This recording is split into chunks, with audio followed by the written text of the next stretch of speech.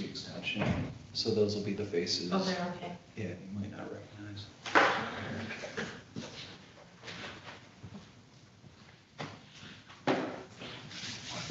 There's your chairperson, that's all right. That's a lot better, I can see better, my phone's a lot better. Works on glasses too. Yeah, I did my glasses first. Annette, it appears Dave Allrath has not joined. He's there. He's just probably got his video shut down, and we are live and chat is working. Okay, good morning, everyone. We'll get started. It's 10:32 and change this morning. We'll begin with the invocation by Commissioner Meeks, followed by the pledge by Commissioner Harrison. Anyone who wishes to join, please rise.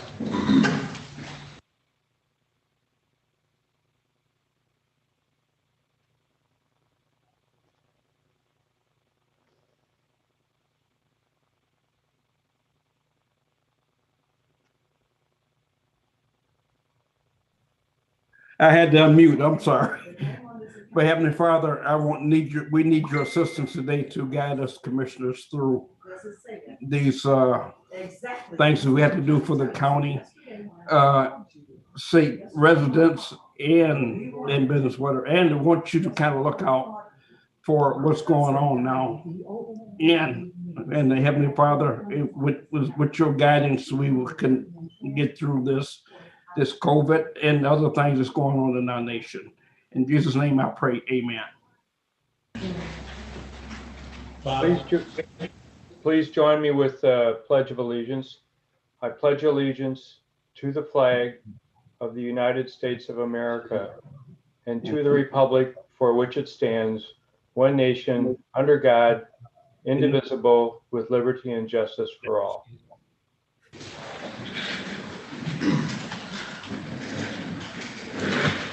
Madam Clerk, will you please call the roll? Bell. Present via Zoom, City of St. Joseph. Curran. Present via Zoom, Winter Haven, Florida. Yay. Freely.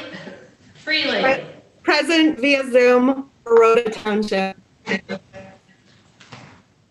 Harrison. Present via Zoom from Lincoln Township. Hinkleman. Present Zoom, Waterville. Majerick. Present Zoom, Niles, Michigan. Meeks. Present via Zoom, Ben Charter Township. Scott. Present via Zoom, New Buffalo Township, 16 degrees, beautiful day. Ballrat. Present via Zoom in Coloma Township. Werfel. Present via Zoom, City of Royalton Township. Yarborough. Present via Zoom, City of Benton Harbor, and it just started snowing. Elliott. Here in the boardroom. Mr. Chair, you have 12 present. Very good, thank you. The minutes from the 11th of February need to be approved. No one has said anything about making any changes, so this is a good time to do this. A motion and support would be in order. I'll make a motion that we accept the minutes. This is Commissioner Freeling, I'll support.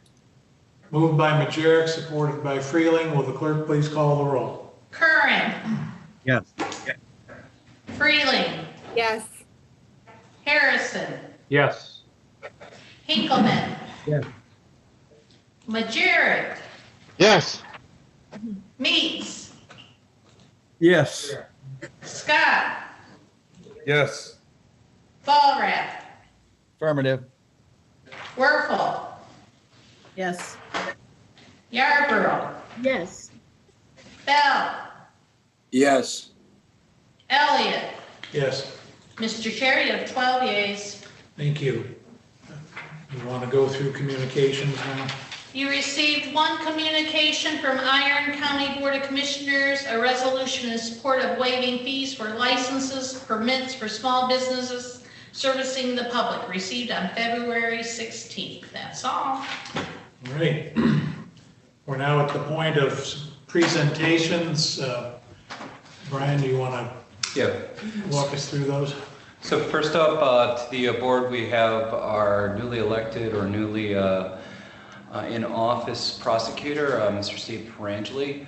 Steve has agreed to spend a few minutes talking with the board about his work as the county's prosecutor and just provide a general update on the office's work.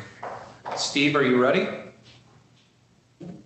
Yes, sir. Thank you, Mr. Doucette. I don't have a PowerPoint, but I just wanted to introduce myself to everybody, say hello. My name is Steve Perangeli. I have met many of you before. To those that I haven't, I believe some are coming through the office tomorrow, if I'm not mistaken. So I look forward to meeting you then. I have been with this office for about 16 and a half years. I started in November of 2004. I've lived in St. Joe since that same time frame. I am married, my bride of 20 years, and we have 4 kids that we've raised in St. Joe and have been really blessed to be able to do so. My kids are 17, 14, 13, and 11. They keep me crazy busy, coaching sports, running around after them, trying to chase them, and I can't catch them anymore. That's the sad part, but that's okay. My bride also works. She's a nurse practitioner in dermatology down at St. Joe Dermatology and Vein Clinic. I'm just putting it out there for all your dermatological needs, just so you're aware. But I am thankful for allowing me just to speak briefly about the office and what's going on. I will say Commissioner Curran held up his phone and said 78 degrees. Commissioner Scott said it was 16 degrees down New Buffalo. I am heading south on Saturday for a polar plunge to raise money for Special Olympics. Our office has been doing this for 5 years now, and we usually end up raising about $5,000 for Special Olympics. It's a fantastic thing, and I'm not heading far enough south though where I'll hit anything above the teens. We're actually jumping into Buffalo Marina. They've agreed to the Sheriff's Department dive team will be there for our safety, which is good. I'm more worried about the shock to my heart when I hit the cold weather, but it'll be all right. So our office right now, we're actually back up to full staff. We've been short prosecutors since last October, but we've just recently, another one has started a couple weeks ago, so we're finally back at full staff.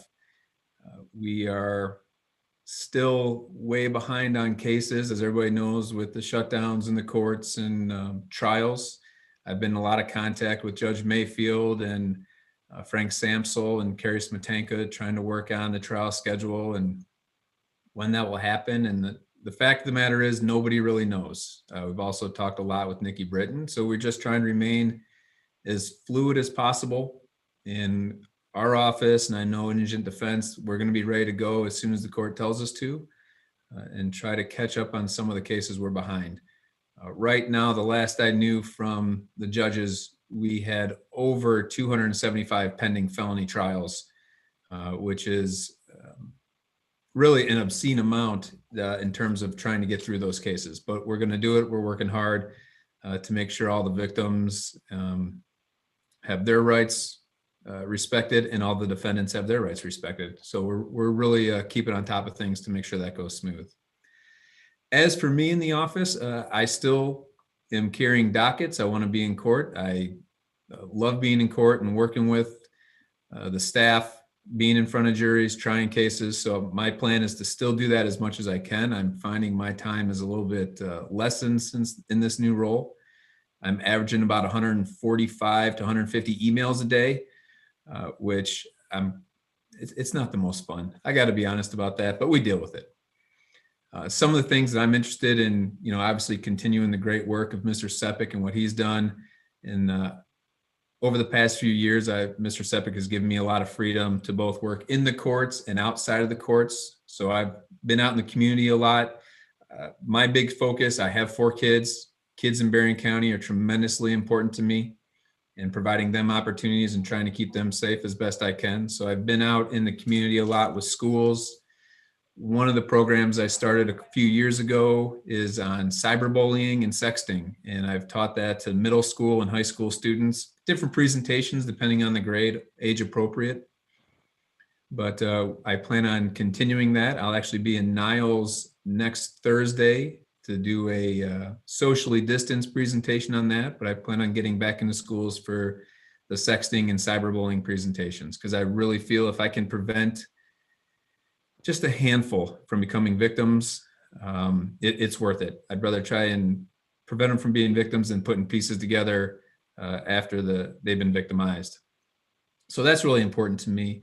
Other things that we are planning on in the prosecutor's office that I'm working on right now currently is working with Elvin Gonzalez in the juvenile division, working on new diversion program with juveniles, low risk juveniles who we can divert away from the criminal justice system if appropriate. And again, none of this is at the expense of community safety, but I think in the long run, it'll actually benefit the community, keeping low risk offenders out of the system when they're juveniles. So that's one thing I'm currently working on developing with Elvin Gonzalez. Another thing that is very important to me that we're also working on is the program I've done for the cyberbullying and sexting. I want to do a similar program getting into schools to talk about violence and violent acts where guns are used. Also very important to me, I've spoken with families of victims of homicides who will go into the schools and help me out and present with me to show the effects that they have on people. Because more and more, unfortunately, we're seeing younger and younger kids being involved with violent acts and gun violence. So it is really disheartening to see. I've worked a lot with Michigan State Police and Paul Bailey with extra patrols and trying to prevent it. And then I also have worked with the schools, talked with Dr. Townsell about presenting and getting into schools and doing something like that. So that's also important to me. There's other different programs that we're working on, initiatives I want to accomplish. But the last one I'd really like to talk about that's important to me that we can get up and running pretty quickly is a sexual assault response team. It's people around the state call it SART, S-A-R-T. We have a tremendous program here for children who are victims of sexual or physical abuse, the Children's Advocacy Center of Southwest Michigan. They are one of the most incredible agencies and people that I work with, where they, the help they give to young children, young boys and girls, giving them a voice back after they've been victimized is incredible. And we don't have the same responses and resources for adult victims. So the sexual assault response team that we're developing now is going to be basically 24/7. Someone from the prosecutor's office is going to be on call. So if there's an adult victim of sexual abuse, they'll be able to respond right away. Myself and Courtney O'Malley are going to be the two prosecutors basically on call 24/7 to answer any questions that police will have on sexual abuse. And then Carolyn Gruen is our victim. She runs the victim advocate unit here. And she will be meeting and getting in touch with victims right away to let them know the support they have in the community. Carolyn has a very varied background dealing with different agencies and working for different agencies in the community that offer support to victims of domestic abuse and sexual abuse. So she has a lot of different connections, and she is very, very excited about this, which gets me even more excited. What we can offer victims. So many times they don't know the resources that are out there for them. So with Carolyn meeting with them, Courtney and I available for them also, we can get them linked up with agencies to give them the resources they need. It might be for housing, it might be for counseling, it might just be for support. So oftentimes these victims have to go right back to the place where they were victimized. And we want to make sure that they know they don't have to do that. There's other options out there. So that's a program that we think will get up and running probably by the end of March. So that's something really exciting that I'm looking forward to also. So I'm really want to expand our presence in the community and try and give more outreach, education in the community, and letting the community know what's out there for them and how we can help them. I've been involved with talking at churches already, and actually I have another engagement with Pastor Maurice McAfee at his church to talk about the new expungement program, and I'm going to give the nuts and bolts of the new expungement law and he's going to live stream it on YouTube. So we're going to try and meet as many people as we can that way to try and educate them about what's going on in the law and what's available for them. So my goal is, I want to continue in this courthouse doing trials. That's really important to me. Helping victims out through trials, but also getting out in the community as much as possible. I want to be available to the commissioners here. If you have any questions, call me anytime, email me, 24/7. I've got my phone. I take calls from police officers all day long, middle of the night. My wife isn't always thrilled about that. We just had a little vacation on this past weekend, was able to fly down to New Orleans, and I had a couple meetings and lots of phone calls, and finally she took my phone and turned it off. Rightfully so. She should have done that. She probably should have done that right at the beginning of the vacation, but I'm always accessible. So please don't hesitate to reach out. I really thank you again for just allowing me to give a brief summary of who I am. And if you have any questions, I'd be happy to chat either now, or I know we're probably time limited. So another time, if you ever want to talk, don't hesitate to call me.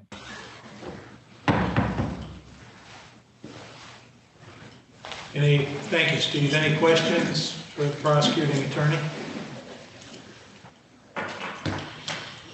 All right, have fun with that polar plunge. I'll be watching from the shore. We will end up posting video of it. I've done it before, and there is nothing worse than jumping in the lake. It is cold. Watermark does a great job when they host it, but years ago we jumped into the lake, and it is just 1,000 needles feel like it's in your body. But that's all right. It's all for a good cause. So you guys all have a wonderful day. Thank you very much. Thank you, Steve. Julie, are you ready? I am, Chair. Thank you. Sounds like I need to get into contact with the new prosecutor, and maybe I'll call him about 10:30 p.m. That's about the time I get done with my day, and we can chat. I will take your call. Yeah, great. Take care.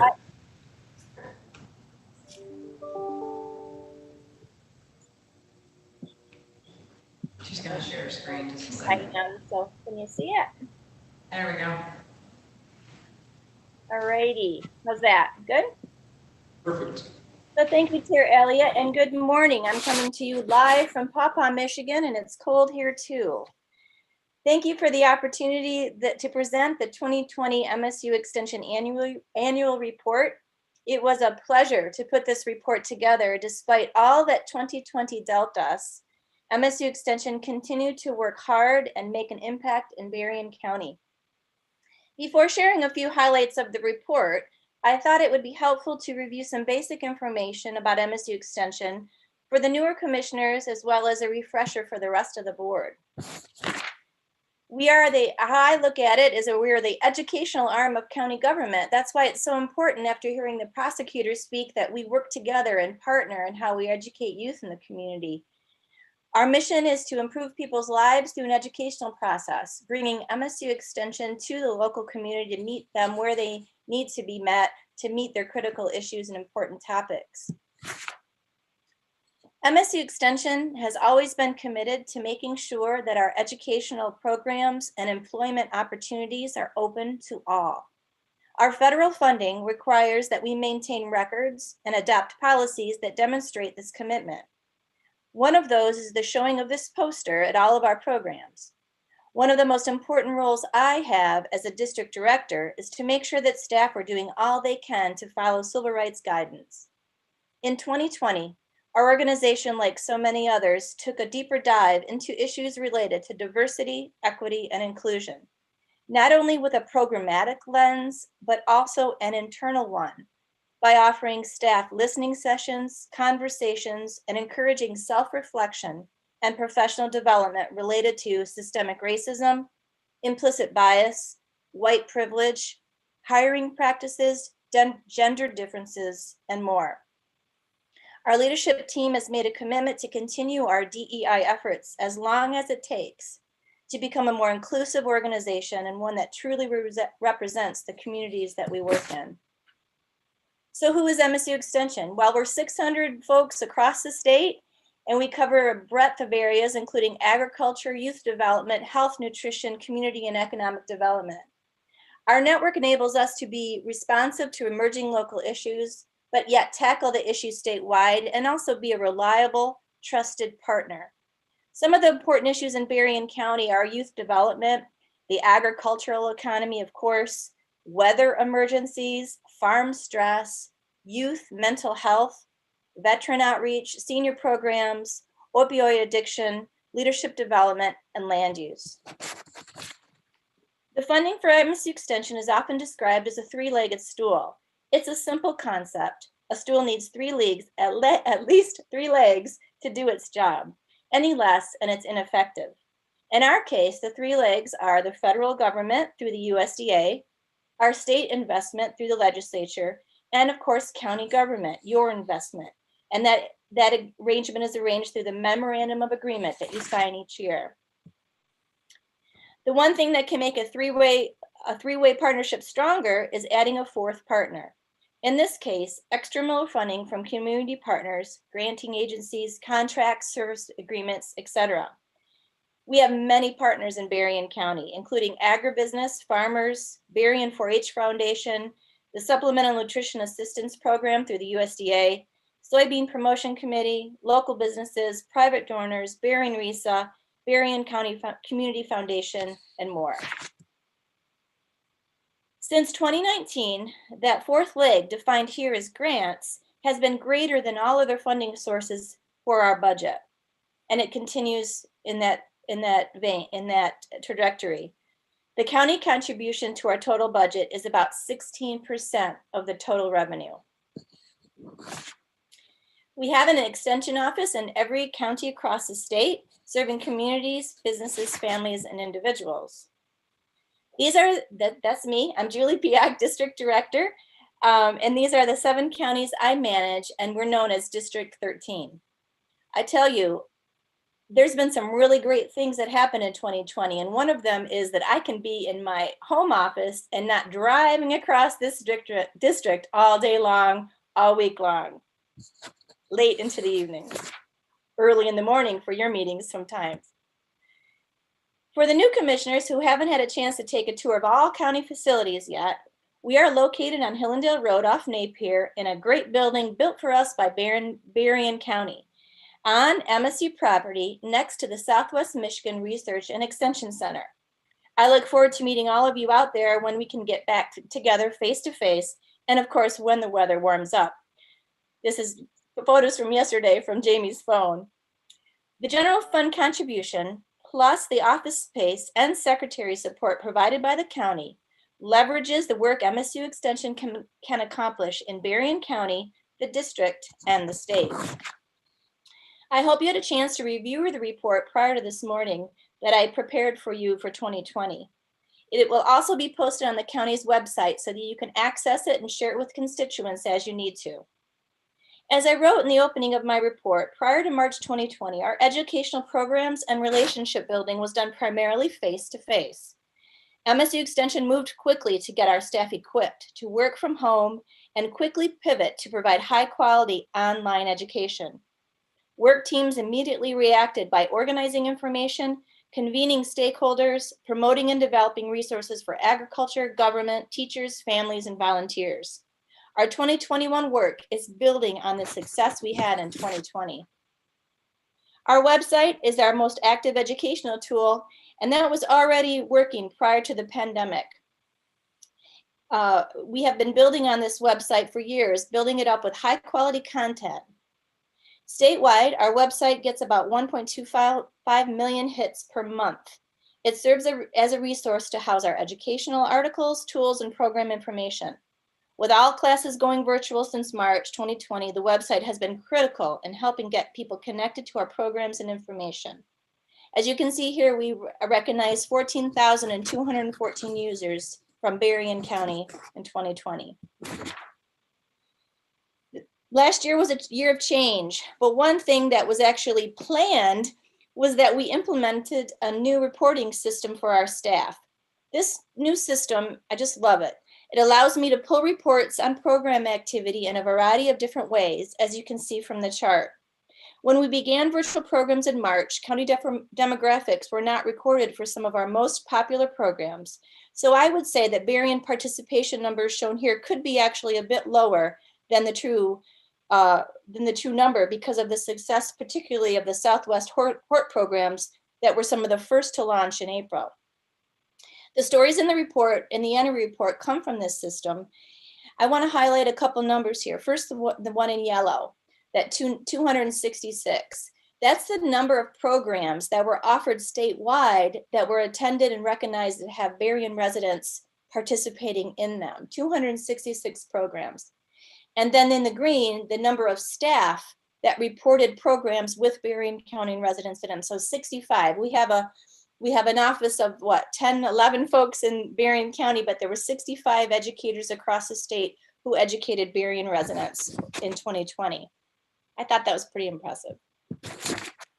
So who's doing all the work? Well, centered there in the square and then one of our snaps of our staff meetings, there's Jamie Starbisky in that square up in the left-hand corner. She's our secretary and keeping the office open, answering the phones and meeting folks by appointment. And then the rest of the folks, they're housed in the county office in the square. The rest of the folks there in the, those pictured on this slide are some of the educators who reported working with Berrien County residents last year. And some of them I hope look familiar to you, particularly Ron Goldie, Bill Shane there on the left-hand side, who are specialists working out of the station and partner with us to bring us important horticulture programming and vegetable programming. So what's ahead, 2020? Well, virtual programs are here to stay. We know that, it's important. We still need to continue this work. We look forward to being able to do some hybrid programming or even face-to-face later in the year. But at this point, we're planning to go all virtual so that we can put our emphasis where it needs to be. Research plans and projects are already being coordinated. Our 4-H clubs are eager to meet face-to-face, and we will allow that to happen as soon as we know it's safe. I am pleased to say thanks to the county support, as we will be posting a position for a second 4-H program coordinator next week. This person will complement our current programming and focus on recruiting adult volunteers, youth, and partnerships in the urban areas of the county, such as Benton Harbor and Niles. There is great need in the county for more of our youth development programs, and we are excited to post this position. Communication and marketing our programs to the public is essential to our success. Most of you should be receiving my monthly newsletter, and although focused on agriculture, Mike Reinke publishes an ag report, which is very informative, and you should be on that list if you're not. If you aren't hearing from us about us, please let me know. We are pushing information, sending press releases, using social media, but MSU Extension is best, but I don't want it to be the best kept secret. So please help us communicate however you can. Finally, I would like to say thank you to Commissioner Freeling for her service on my District Extension Advisory Committee and also for her work on the Berrien 4-H Foundation. Thanks, Terry. And that is all I have. So I will stop sharing so you can see my face. Did I stop? Yes. Okay. Thank you, Julie. Anyone have any questions, comments? Concern? All right, well, we appreciate you braving the elements this morning, and look forward to seeing you face to face before much longer. Thank you. We're going to move on to committee reports. Jim, you want to lead off with admin? Yes, thank you, Mac. This morning at 8 a.m. we held an administration committee meeting, and Caitlin Samsel, our 911 director, came in to see us, and Commissioner Volrath would like to report out on that. As soon as he unmutes. Thanks, Jim. Yeah, we met with Caitlin Samsel this morning, our 911 director, and we're going to have some preliminary discussions. And starting next week at our 911 meeting, we're going to have some folks in to look at a new tower, possibly in the southeast corner of the county. it's a hefty price tag right now. But it's going to possibly, with a new tower, where are we at here? It'll simulcast all the towers, making it much more effective within the county and outside. So Motorola is, I guess, the person that's going to come in and speak with us next week, give us a presentation at the 911 committee. Also, we had a renewal of service with Intrado for the 911 equipment in the county. I believe it was for what, $72,000 or $77,000. But it's a renewal with the same folks that have been attending to our phones and 911 within the system for several years. And our people are very happy with them. Dave was happy with them before he left. Caitlin says she's very happy with them. So we'll be renewing that. And then we approved a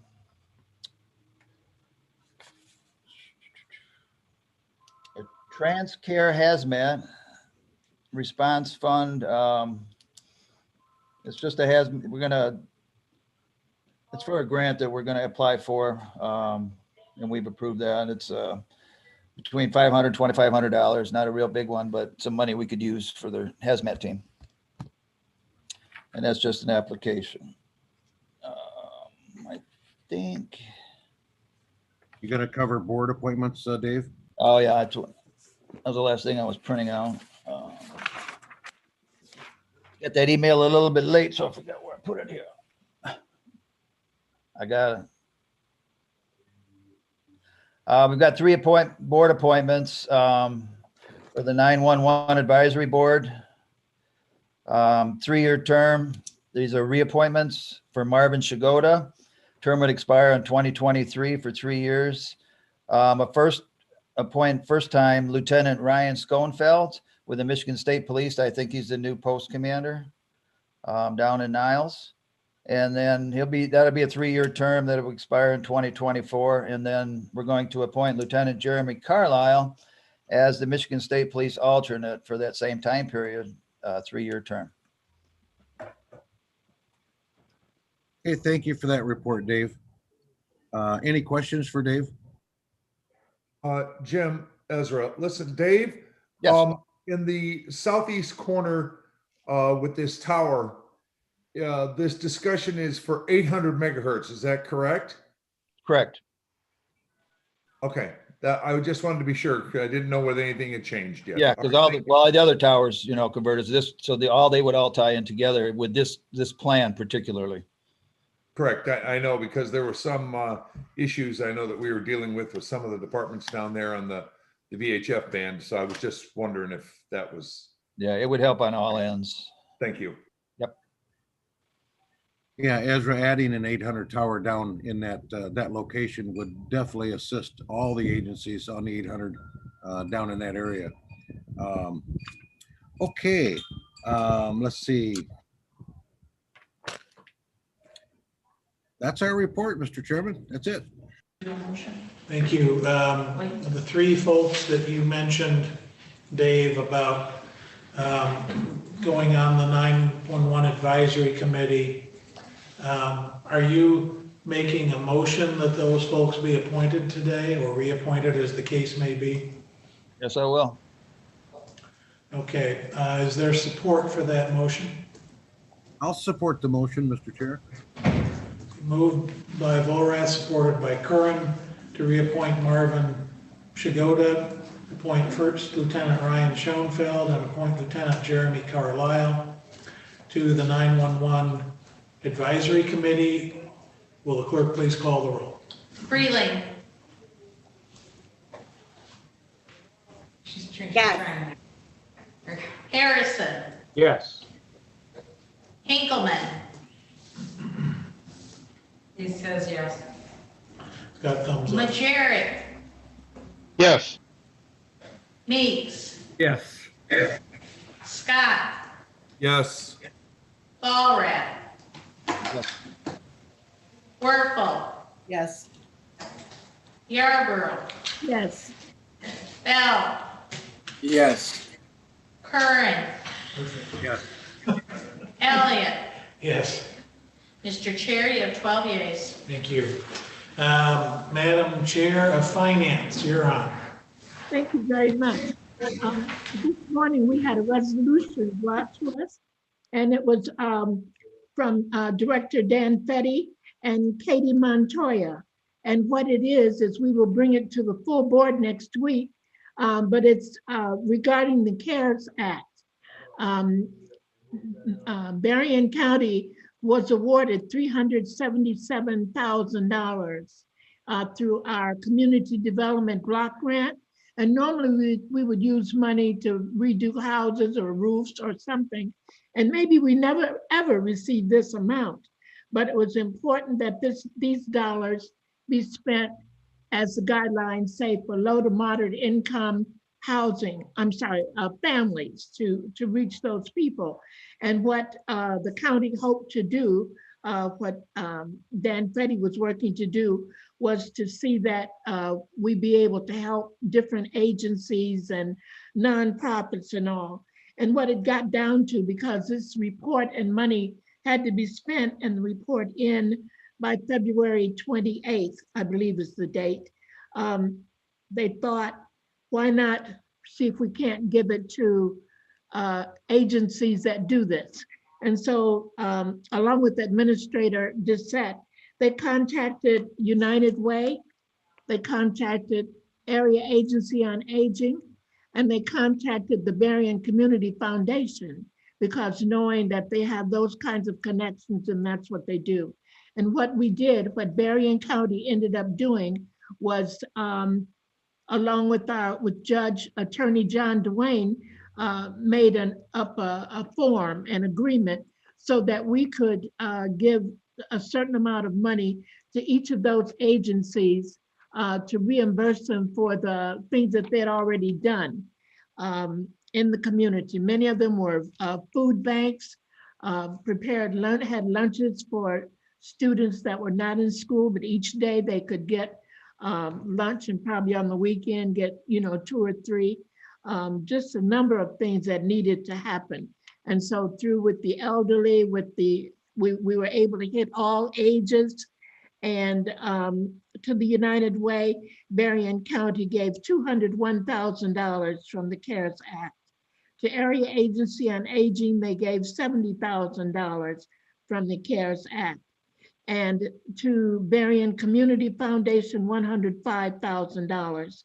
And we received a form that showed what it was spent for, because the Michigan Economic Development Committee may ask to look at those things. And that is what we're going to send in by the end of February. That will be with our report.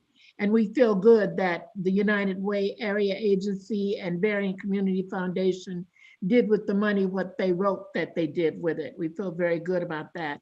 Dan Fetty told us they were also receiving calls from small groups and people wanting $500 or $400. The county has no way to deal with that. We're not an agency. Normally when we get our CDBG money, like I said, we spend it to repair roofs or select a community where we do things, and that's a larger amount and it's over. And because we did, give these agencies relief, we're able to tell the people that contact the county still for small donations or small grants, that they could call United Way or Area Agency or Berrien Community Foundation, because that freed up some of their money to be able to do some more things in our community. So we're real pleased about that. So we will be coming to you next week to ask for you all to approve this resolution, and we can release the money to those agencies. I'm just trying to see. Commissioner Freeling thanked Dan and Katie and Attorney Dwayne for all that they have done to make this possible, and to Administrator Dissett. I'm just trying to see what else. They wanted to use the money to see that it went to the communities, and that was the best way for us to do it. Then we had bid openings, and Jake Lideker came from the Finance Department, and a number of bids were open. And I'd like to ask Commissioner Ezra Scott if he would make that report, please. Thank you, Madam Chair. Another exciting day in finance. We had bid openings for the print department for some NCR paper. The projected cost was $8,690.40. And we had one bid that came in less than that. The other two were higher. It was sent to 4 bidders, only 3 responded. So we sent that back to the print department to check on the specifications on the bid and to move forward with the lowest possible bid as according to county policy. The next bids that we opened were for Lincoln Township ultra thin for the road department. The projected cost was $200,000. We sent it out to 4 bidders, 2 responded. Happy to say both bidders came in under the projected cost. So we sent that one back to the road department for their purview. And they'll be letting us know on that. The next one was for St. Joseph Township ultra thin. And once again, sent it out to 4 bidders, 2 responded. Projection cost was $240,000. Both bids came in under that with about $499 difference between the 2 companies. So we sent that back to the road department for their purview on the specifications. The next bid was for Water Valete and Coloma Township ultra thin. Sent it to 4 bidders, 2 responded. Projected cost was $140,000. Both bids came in over that. So we sent that back to the road department for their purview to check out the specifications. And that's all we had on bidding. Thank And you, you know, Madam I wish Commissioner Scott, tell us the question that you asked about the oil.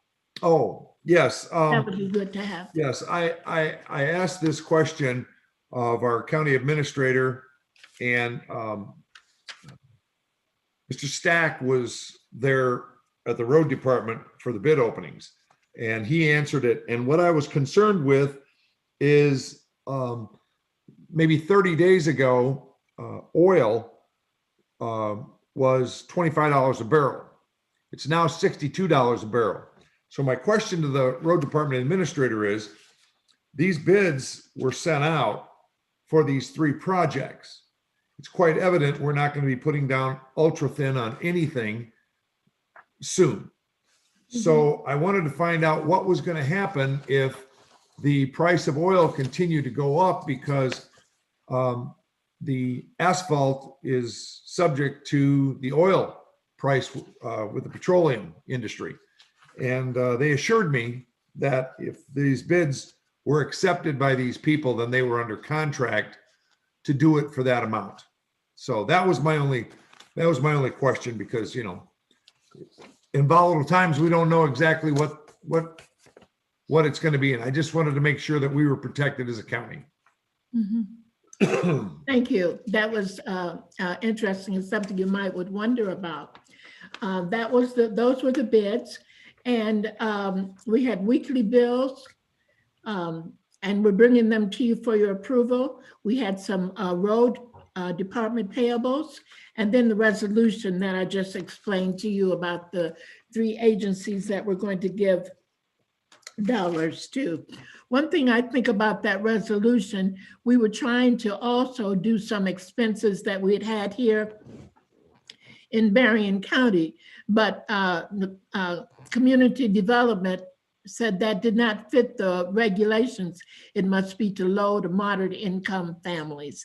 And so the things that we wanted to do in our IT department or IS, I don't know which one it is, in our you know, the electronics and all, we will have other money that we can use and be able to do what we need to do. So we accepted the minutes, and that is the end of my report. Thank you.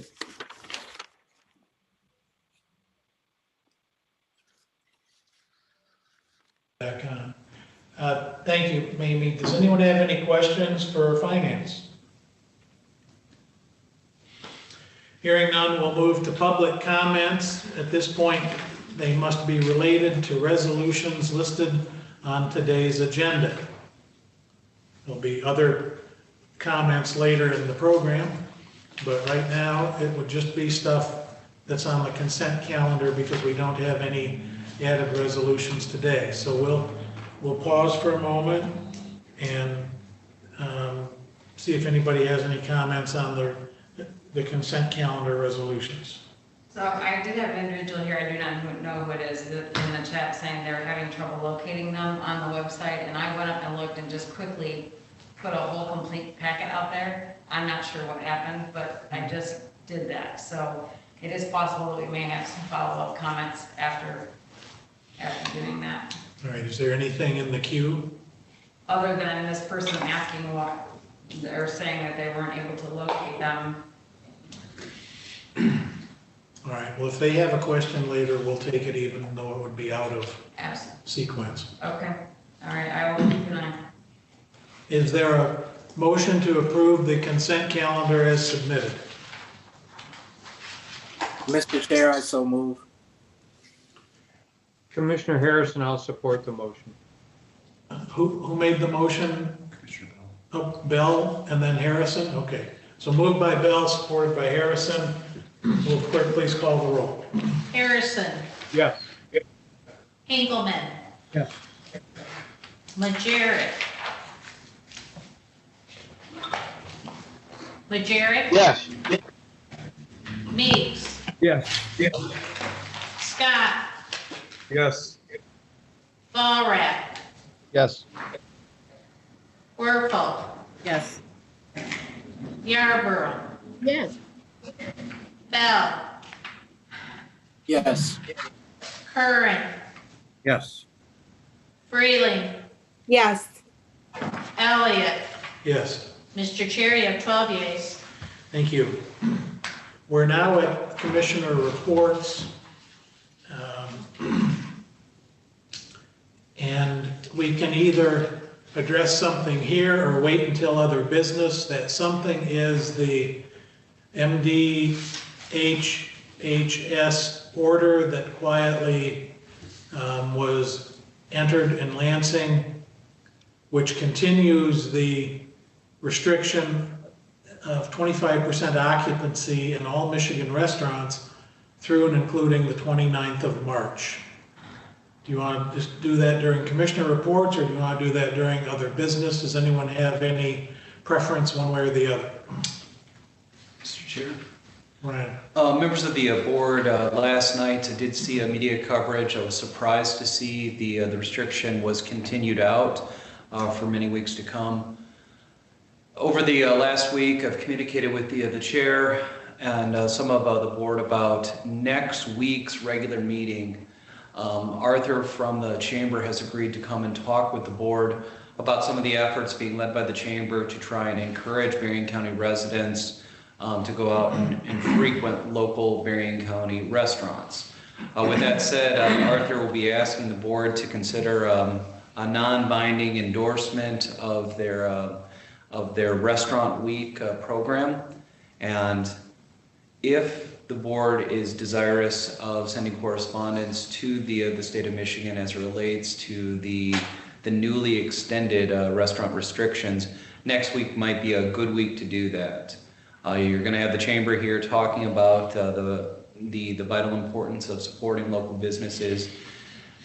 I'll be asking the board to consider a non-binding resolution of support, and next week might be an absolutely fine time to consider some additional correspondence to the governor's office. Those are my comments, sir. As you'll recall, we sent a letter to the governor, I want to say last March. We were not favored with the courtesy of a response. There's been some discussion about doing a resolution, but then they reopened first of the month, a couple weeks ago. I think we all hope that that would transition quickly from 25% to something more normal, at least in our part of the state and the other parts of the state that are not high-density population centers. The whole of the Upper Peninsula, for instance, places other than Detroit, Lansing. I mean, the rules for Loriem up in the Rabbit's Ear in the UP should not be the same as the rules for Livonia, which is a Detroit suburb, but they are. And my question is, are there any thoughts on anticipating this meeting next week and trying to put something together as a statement to underscore the wisdom of a regional approach to these public health orders, giving some local discretion? You know, Berrien County does a great job. Our health department is outstanding, but we are hamstrung because our public health director answers to the state public health director. So any thoughts about any of this, any comments? Yeah, this is Commissioner Werfel.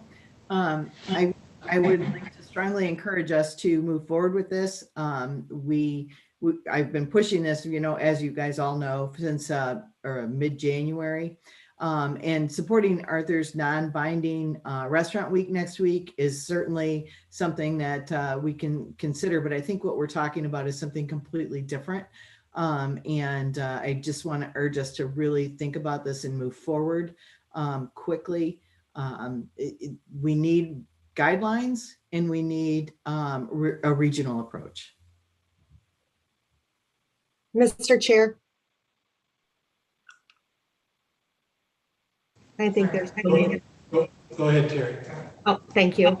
I too feel that it is time for this board to speak with regards to our thoughts on our local businesses, helping to support them. Berrien County is in a very unique position in that we are a Michigan county that borders a state line. We have a lot of our businesses that are struggling when just across the line, we have businesses that are open and residents are going down there to do business. And I look at our numbers that we have here within Berrien County. We have been very vigilant in trying to make certain that we adhere to those orders that have been put forth by the state. And I think that it's time for us to take a stronger stance with our language, encouraging regionalization, having clear understanding of what those metrics are that we're being held to determine when we have a pullback or when we're reopening, so that we can clearly communicate that with our constituents so that we're all working together. We're all Michiganders, so we should all be working together and have a clear understanding of how we're going to get there to continue to do business in the great state of Michigan and the amazing county of Berrien. Those are my comments, sir. Thank you. Any other thoughts on using the coming week to pull together a letter, another letter to the governor, or a resolution addressing the wisdom of a regional approach to public health concerns? Mac? Oh, excuse me. Ezra and then me. Go ahead, Mamie. You can go first. Huh? Thank you. What would we be asking for, a larger number than 25%? I'm sitting here thinking 100. And so that means 75 people can't come in. That's, you know, that's sad. So is that what we would ask, that this percentage be higher? I think that would be one of the things. The administrator has something. Yeah. So members of the board, the Michigan Restaurant Association has put out a plan to the governor's office for consideration, and it ties restaurant occupancy to the total infection rate for the various county where the restaurant operates. I'll pull up a copy of some media attention that plan has gotten. If you're wanting to target what you're asking for, you could endorse that plan, or it could be more broad, just stating that you would ask for the state of Michigan to consider a more regionalized approach. Those would be my comments, sir. I'll screen share. Mamie, were you done? If so, we'll move to Ezra. Well, when you say regionalized, you're going to say what that means? Well, it means not one size fits all. It means recognizing that there are parts of the state that are better off, parts that are worse off, and tailoring the public health orders, guidance, whatever you wish to call it, to recognize local conditions. The border, our borders. Well, not just the border, that some counties are doing better than others. And we, I think, are doing pretty well right now, unless you own a restaurant and you're operating at an occupancy limit that ensures that you cannot stay in business. Yeah. Oh, I So see. that's a concern, but that's what my thinking is about a regional approach. Let the locals have some discretion and some authority to tailor their guidance and public health directives to their local circumstances. Okay. Ezra, did you wish to weigh in? Yeah, Mac, just a couple of things that I think everybody should be aware of. If the governor was so proud of this decision of hers to extend keeping the restaurants at 25% capacity, then she should have at least come out publicly and said that, but she didn't. It was hidden. That's my first comment. My second comment is it's pretty sad when you go into Indiana and you see billboards that say Michigan Governor Gretchen Whitmer, Indiana Chamber of Commerce Business Person of the Year, 2020. I think that sends a very strong message that the people in Indiana are very happy with our governor keeping our businesses locked down. I'm not happy with this at all. I'm truly afraid for all the businesses that, especially the restaurants and bars, liquor establishments that could possibly close, that have put all their life savings into this. And, we're the ones that she has tasked with enforcing these orders. And it's quite evident to me that no matter where you stand in the aisle politically on this, nothing is happening in our legislature at all. And I think it's time for somebody to stand up and say, we are for our businesses.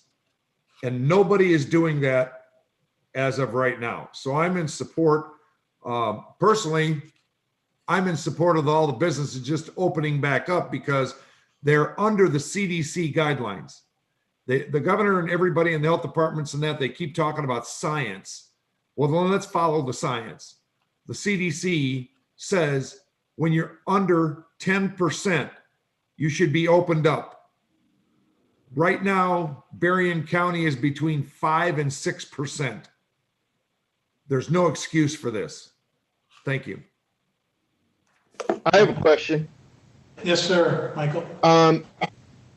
If my understanding, I'm unclear on what we're doing.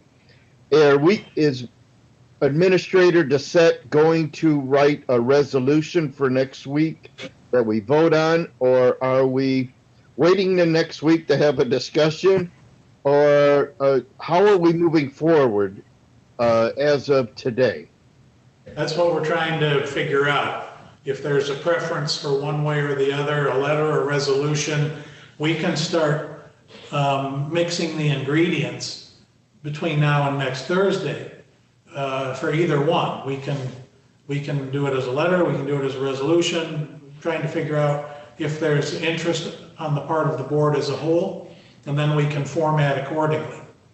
What is more effective, a letter or a resolution? It varies. I mean, whatever we do is going to go to all the other counties in the state. And my thinking is a letter probably would be more effective. Just a follow-up statement. Just a follow-up statement on the chair's comments. Through the Michigan Association of Counties, I've seen correspondence. Quite frankly, it's going both ways. Some counties are opting to use resolutions as the tool to communicate with the governor's office. Other counties, including Berrien, have used letters to try and communicate with the governor's office. Just in the last month, Ottawa County issued a letter on behalf of the Board of Commissioners. But I could find you multiple examples of both tools being used. I think Commissioner Hinkleman had a comment. John, did you have something? I'd like to find out, and maybe our administrator can answer this question. How did, in point of fact, the Grand Traverse sent a resolution to the state and saying that they weren't going to fund enforcement and basically open up the businesses. They weren't going to fund enforcement. They were just going to open up the businesses. And how did that work in point of fact for Grand Traverse? Is Grand Traverse opened up for business? And what does that look like at this point in time? And so that's first the question, and then I'll make a comment after the answer. So to address your immediate question, it has been a mixed bag, sir. So Grand Traverse County opted to adopt a resolution which was highly critical of the ongoing partial shutdown on businesses, specifically on restaurants. Within about a week, Traverse City, their city council adopted a resolution essentially criticizing Grand Traverse for taking that action and requesting that the county reverse course. That resolution then further stated support for the governor and for the Michigan Department of Health and Human Services efforts to control the spread of COVID-19. So in Grand Traverse, how it has proceeded, I have not communicated directly with their county administrator, but I can tell you there's been ample media coverage about a bit of a dust up between the county and its largest city. Well, I appreciate the response, but it's a little bit difficult when you say you're going to take a regional approach, and we all have to understand that if the state of Michigan did that, and we became because we're a border county, we opened up things because so much of so many of the businesses in Indiana are benefiting and we are not. Then if we adopt that regional philosophy, then Van Buren becomes the next border county, correct? I mean, that's what happens. And so food changes its way up. And so whatever we craft, whether it's a letter or a resolution, getting businesses back to the point of doing business is what we need to do. And whether if you say it's a regional approach, because we're located close to that border, I don't know that that's a fair argument, but we all, as Michiganders, need to get back to business. That's what needs to happen. And so I'm very much in favor of crafting something, but then the push and pull that will take place from there, where somebody says, we wish you would reconsider, we have to be ready for those, for that recompense. We have to be ready for that, to simply say, we're anxious to get back to work and we need to get back to work at this point in time. Thanks, John. And I think for this purpose, the border counties are a region. Commissioner Bell, did you have something you wish to add? Yes, Mr. Chair. I'd just like to point out, while I appreciate every member's intention and consideration for supporting our local businesses and getting our economy booming again, I'd like to ask that whatever that we decide on how we move on this action, we greatly consider the thoughts and considerations of our local health department.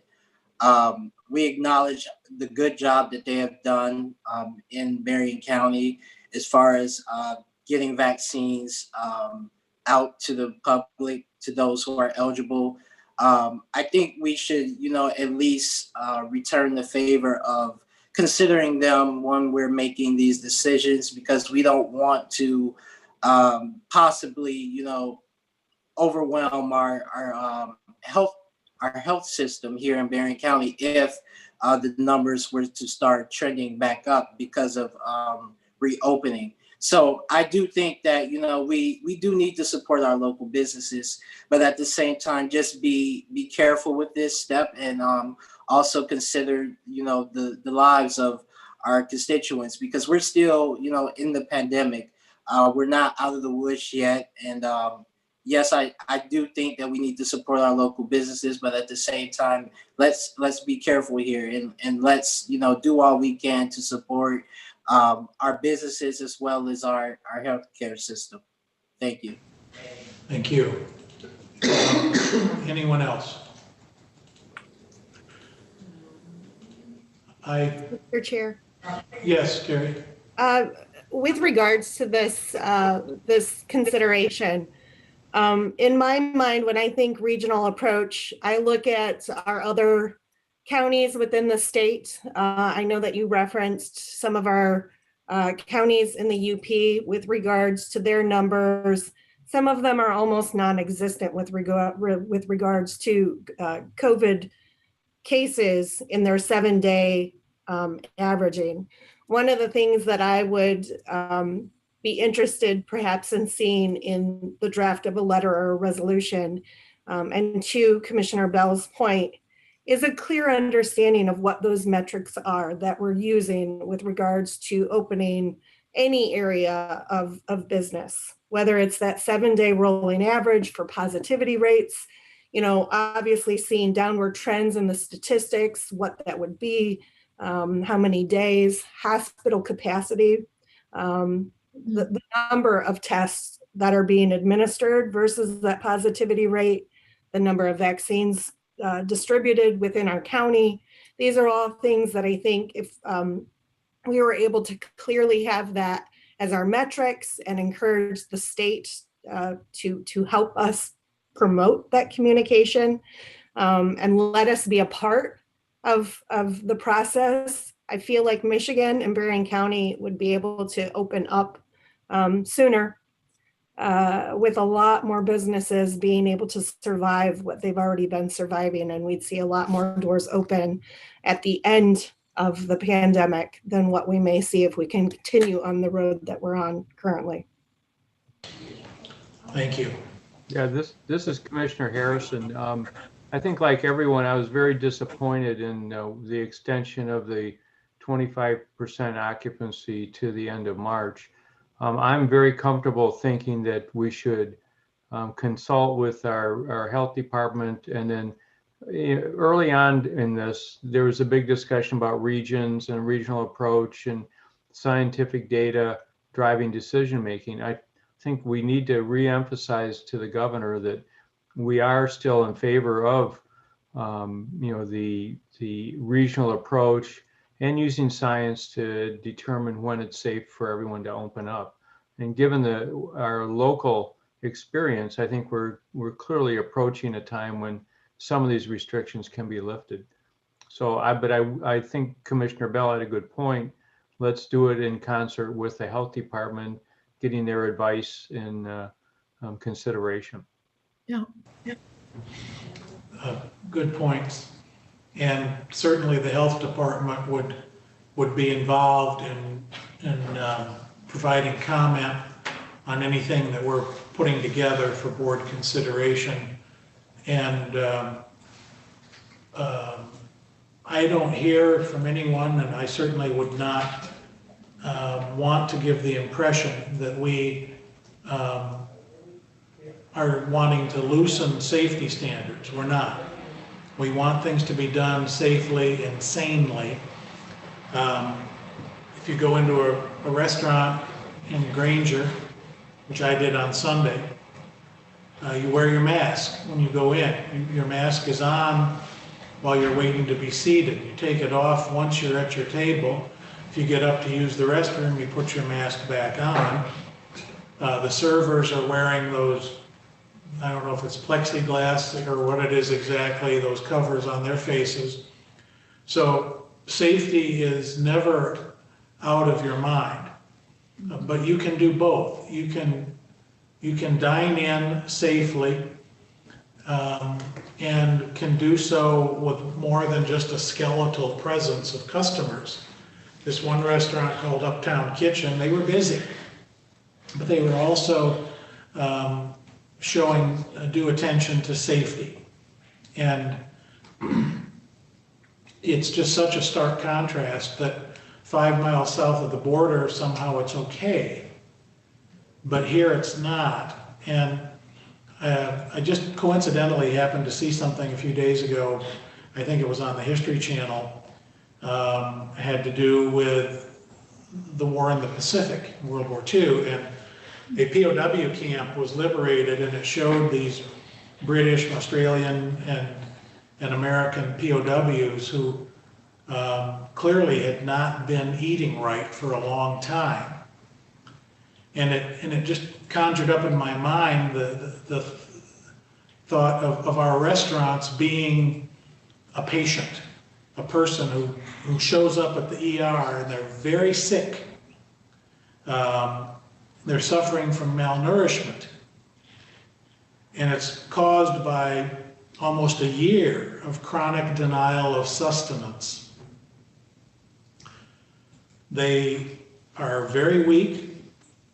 They're dehydrated, they've lost lots of weight, and instead of immediately providing that patient with appropriate levels of food and fluids to address the emergency, the attending physician, Dr. Whitmer in this case, orders a 1,200 calorie per day diet with 1 glass of water.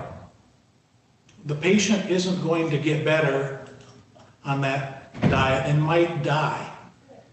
And this imperfect analogy mirrors the status of Michigan restaurants, which cannot survive on a 25% occupancy limit. These businesses are at risk of failing. We all know restaurants that have already failed. They will not come back. Those jobs are gone. Those life investments are gone. And our region continues to pay a very heavy price for the failure to provide local discretion and a little bit of common sense can go a long way right now. And you just have to say, this doesn't work. This is not right. And being where we are, we can see it. We can look over the state line and we can see that people have been safely dining in. There's no explosion of numbers. Our numbers are down. Maybe you need this in Lansing, Detroit, Grand Rapids, the big cities, but you don't need it here.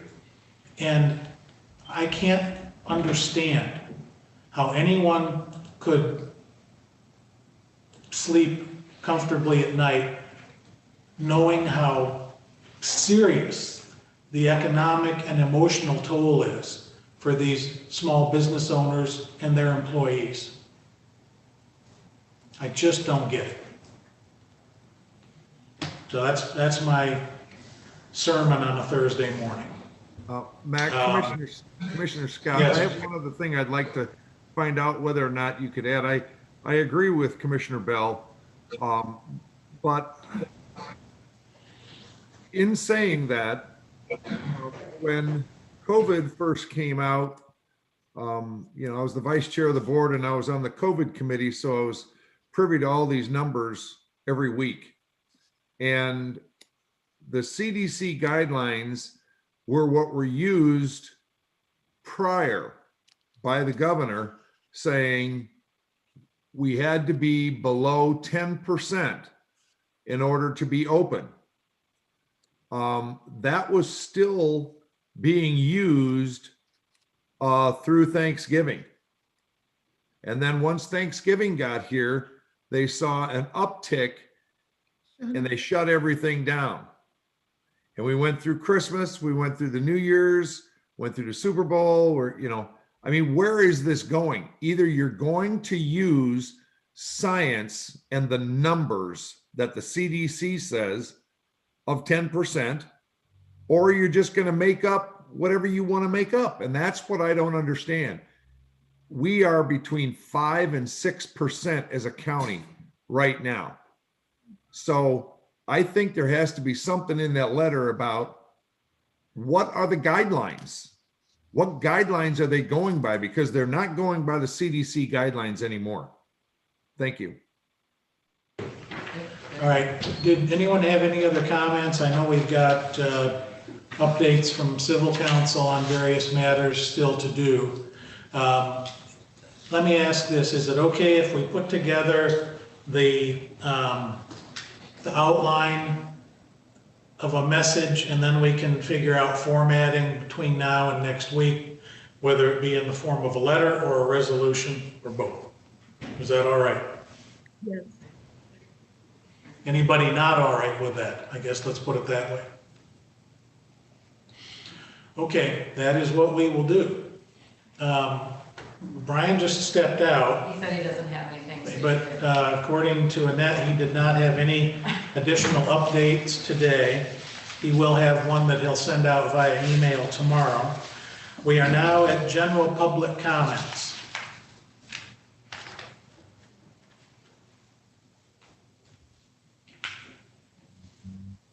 All right.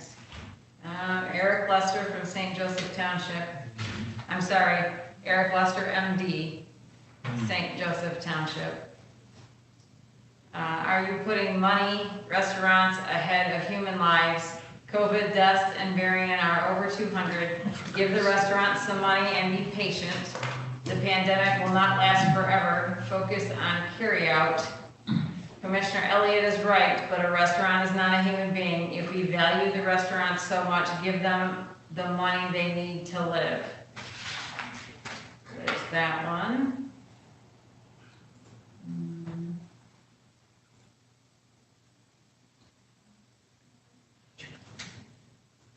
The other one was just, he said it's not a public comment, he's just giving a sigh of relief, if that gives you any idea where he was going. Let me see, and check a couple more times here. We have 25 watching. Okay. Anything else percolating through? I'm waiting to see if anybody takes the time to put all that in the box. Sure.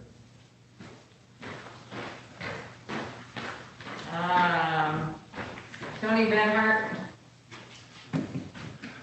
of Sodas Township. The new command at the road department is well appreciated.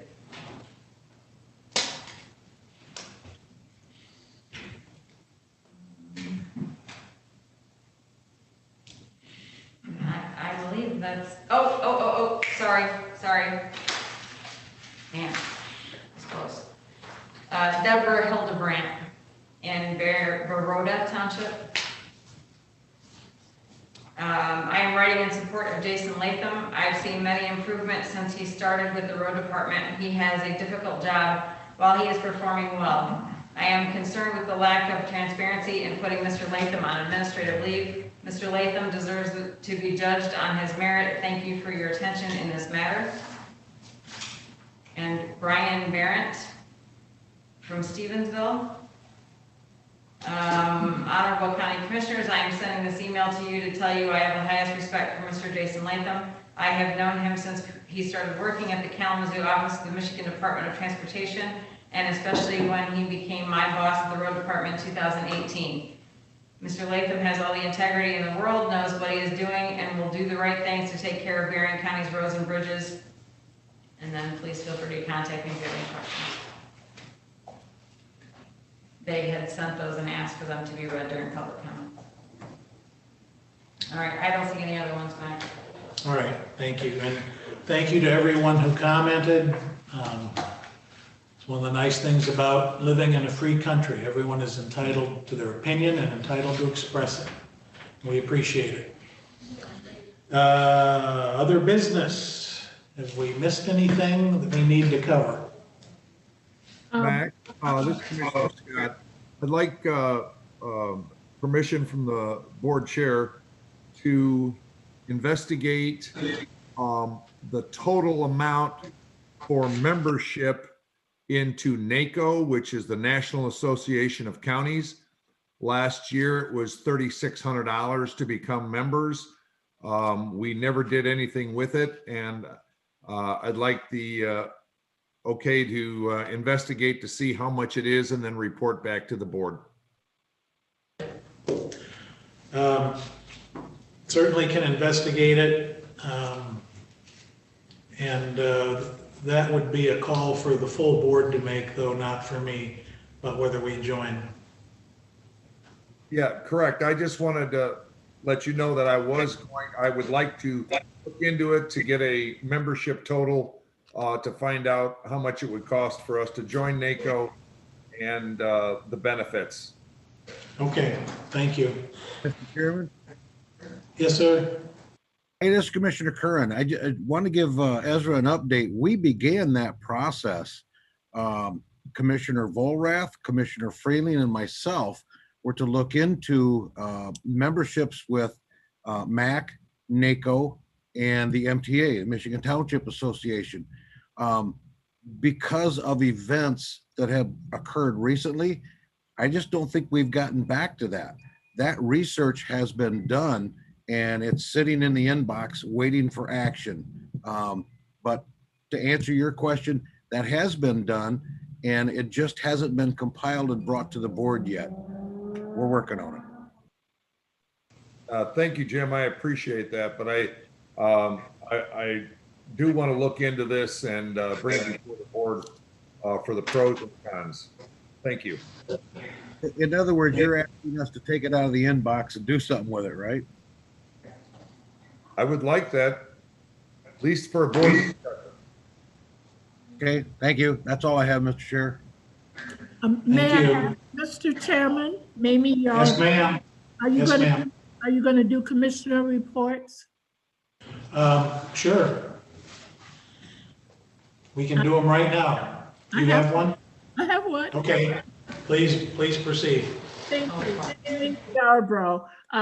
I attended a Connexus committee meeting, and what it was for the CEOB, which is the County Elected Officials Board. We meet with the Michigan Works meeting. It's 2 representatives from Van Buren, 2 from Cass County, 2 from Berrien County. We don't have a vote, but we have input and we talk and all. And every 2 years, a chairperson is chosen and it goes by each county. Every 2 years has a person. This time it was Cass County and we elected Roseanne Marchetti. And so she is our chairman of the CEOBs. But I don't know if that sounds good. Every time I say it, I think that. She will be for 2 years. And then 2 years from now, it would be Berrien County's turn. So of the 2 representatives, one of them will be chosen or elected to be the chairperson. Then I had a meeting yesterday with Connexus Michigan Works committee, and what it's for, we are working on Bridges Academy to see who will sponsor them and what to do with that. And then yesterday afternoon, I had a meeting with Berrien County Parks Department, which was very interesting. And the way they do is they give us general information and then they go property by property, letting us know what's going on. We had some old cross-country skis, and last year or 2, we got money. I don't know if it was from a grant and some donations to buy new skis. So they wondered what to do with the ones they had, give them away, And they made a sale, and for 2 or 3 days, they had a sale. People made appointments and came and looked, and we made $4,000 off of the old cross-country skis and bindings and boots, the things that really, they didn't want to just let out. You know, they weren't as safe as they could be, but personally, people bought them. And they're doing things kind of, not a lot of set things, but they did have birding. They did, people are coming there with their own fat tire bikes, so they're keeping the grounds up and the cross-country skiing. They're keeping all that in real good condition, although it's not sponsored or, things that they could make money on necessarily. And we have a new director of the parks. I'm sorry, not of the parks, of like at Love Creek. And he keeps the ground so beautiful that Whirlpool has asked him to come and look at some of their properties in Upper Michigan and to give some advice to the people that keeps their grounds. So we're in good shape. And at Madeline Bertrand Park, they made a nice amount of money with the cross-country skiing, but we're on the border of a St. Joseph Park. I think that might be what it's called. It's in South Bend, Indiana. And people are coming across the line and skiing and using our trails for free, like after hours. So we put a wood fence up, and they're going to try to talk to the manager of the South Bend Park. A ski trail wants to talk with Berrien County to see if they can't get something worked out better. But over the years, this is what has happened. So all kinds of things are going, and they're working on the spring and summer, but not knowing what they can do because people have to put up $25,000 or whatever to get, smooth jazz and all. They're just trying to, the different people that would use our Shadowland are trying to figure out what to do. So a lot of things are going on, and that's my report. Thank you. Sir. Thank you, Mamie. Anyone else have anything to share? This is I want Commissioner. to come in. Go ahead. Pardon me? I would add to Mamie's also, if anybody has time, look on YouTube. There's a movie that's being put together on the St. Joe River Witness of History. And there's a trailer out there right now, so you can see what's going on with that. And that'll be for the end of the summer, I think, is when it's going to get put out on PBS and other places. And then I also had a community action board meeting yesterday. And one of the great successes they just had in January, perfect timing with this weather, they partnered with Michigan Gas and put in 20 new furnaces in the Blossom Acres complex in Benton Harbor. And they have an agreement to do that for the next several years of replacing 20 of those furnaces every year. So just one of the great achievements that just happened. Thank you, Julie. Was Don, did you have something? Yes, I also attended the meeting yesterday with Mamie. It's something I'm very excited about. It's the Bridge Academy. I think is a plan for a charter school, but it's a different kind of charter school. It's a public charter school. I think it's something that the state just started. One of the things I like about it is really has something to do with the things I've done in my career. I'm a building inspector, and I'm also a licensed building contractor, state license.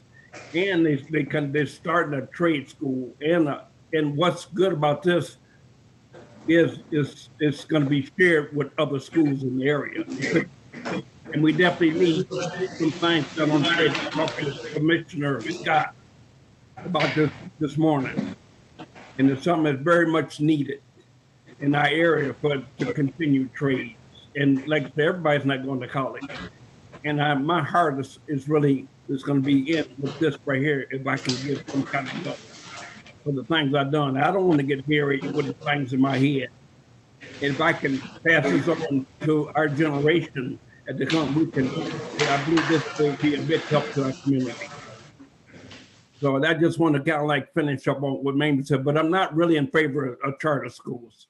And Mamie's not either. But when they came out with the charter school public and for trades, it kind of changed my tune.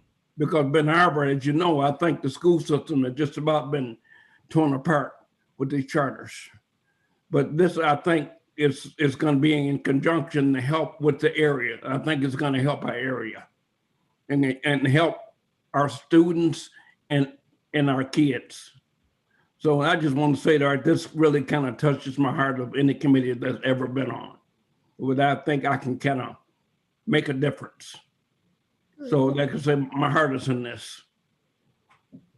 And I'm that's some other, but like I said, I'm all wound up now. But at the point, but like I said, I'm really feeling good about what's going to be done.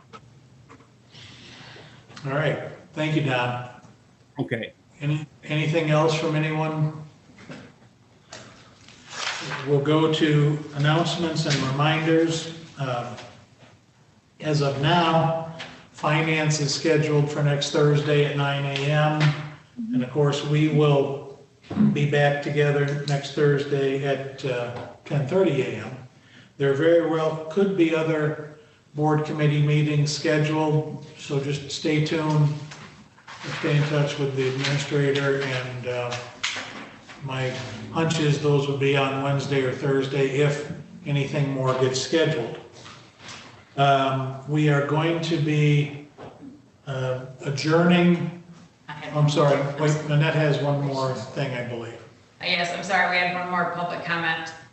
This is from Adam Lideker from Bainbridge Township. He has also notes that he is a road department employee. I'm emailing you in regards to the current situation with our director, Jason Latham. Myself, along with many other employees, feel it's a huge loss and are all pretty upset about how this is being handled. This all seemed pretty secretive, as we didn't know anything about it until it was posted in the paper, and have yet to be given a reason as to why he's been out on administrative leave, and we are all basically left in the dark. Jason is a great asset to the county, and you can tell from the roads since he's been here that the equipment and the equipment we have been getting. And as we all know, that has been terrible in the past. It seems like the people making some of these rash decisions are so far disconnected with us and don't necessarily exactly know what all we do and how well we do it. So I think you all should reconsider the administrative leave that Jason should reconsider the administrative leave with Jason Latham and bring him back so that he can continue doing the great job that he has been doing. Thank you, Adam Lineker. Very good. Thank you. Terry? Mr. Chair, before we go into consideration for closed session, I just wanted to make two announcements, if I may, sir. One is regarding the launch of the Berrien County Broadband Survey that started on Monday. That is michiganmoonshot.org/Berrien. To go ahead and take that, and anyone that can push that information out would be wonderful. And then tonight, the Berrien County Conservation District has its annual meeting, which starts at 6 p.m. and it will be virtual. Just wanted to make the board members aware of that and the public. Thank you, sir. Thank you. Anyone have anything else? All right, we're at the point where we need to wrap up this session, or I should say adjourn our public meeting and go into closed session to consult with legal counsel regarding trial and settlement strategy in connection with pending litigation as provided by statute. To do so, we will need a motion, support, and a roll call vote to adjourn our public session and go into closed session for the stated purpose.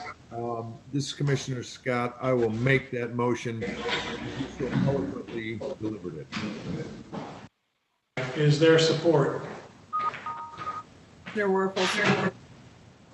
Will the clerk please call the roll? It was moved by Scott, supported by Murphy. Mr. Chair. Yes, sir. It's John Dwayne. The recent case law requires that you state what litigation you're going to discuss. And I think you have a list for Mr. Stroud, so it can just be attached to the motion, but should be included. All right, give me a moment and we'll run through that list of cases. I've got it. Okay. Brian, do you want to read the list? Yep, not a problem. And then forward it to me, please. I will. Thank you. Yep.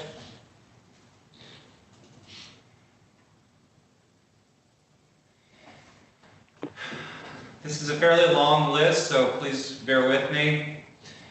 Lori Ann Drews versus Berrien County, Charles Eugene Walker versus County of Berrien, Jason R. Idem versus County of Berrien, Kim Fowler versus County of Berrien, Olivia Nichols versus Berrien County, Estate of Jack C. Lunine versus Berrien County, Barbara Meeks versus Berrien County, Wendy Cochran versus Berrien County, U.S. Bank National Association versus Berrien County. That is the list, sir. Everybody get that? I'm gonna lose it. Those are the cases. We'll do the briefing on the Barbara Meeks case at the end. And Don, right before we start that, you'll need to step away. I have something else to say on that also. I think Sharon Tyler should also step away and she's taking notes. So I want to make that point. I will leave, but I think Sharon should also leave. I want to make that clear. I'm going. It's my case. It's my Well, I case. think It's she's my a- attorney. I think we have to have the clerk in here as the board's representative. And In this instance, can Annette do what she does? no, Okay. Well, I'll step away. I just used my concern. yeah, the statute says county clerk, not the secretary to the county administrator. Okay. Okay, well, with that, we had a motion and support. Will the clerk please call the roll? Majeri,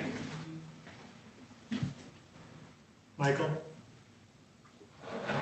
Majeri, wave your hand. That's yes. Yes. Okay. Meeks, Yes. Scott, Yes. Ballrat, Yes. Werfel, Yes. Yarborough. Yarborough, wave your hand if you can. Thank you. Bell, Yes. Curran, Yes. Freeling, Yes. Harrison, Yes. Hinkleman, Yes. Elliott. Yes. Mr. Chair, you have 12 yeas. Thank you. We are going to go off